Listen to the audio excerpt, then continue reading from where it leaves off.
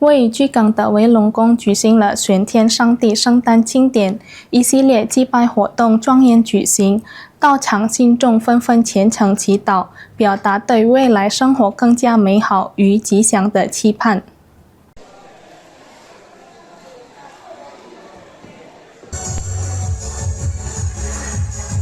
位于巨港达朗安亚路的维龙宫于农历2026年4月12日举行玄天上帝圣诞庆典，华人三教信众齐聚一堂，虔诚参与一系列祭拜活动。庙方负责人 Michael 表示，玄天上帝是维龙宫的主神，每年仅庆祝一次。通过祭拜与诞辰庆典，信众祈求健康、财运顺利等各方面的福报。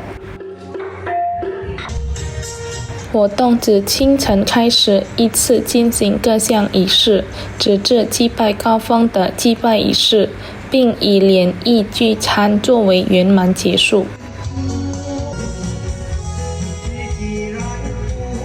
Hari ini kita ada ulang tahun Dewa Hentian Songti.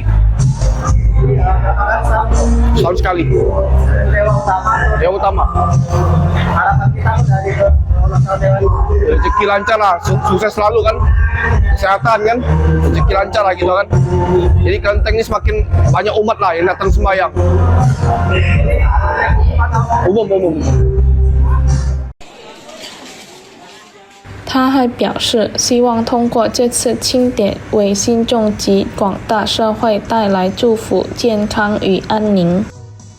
Muhammad Aidil Pal TV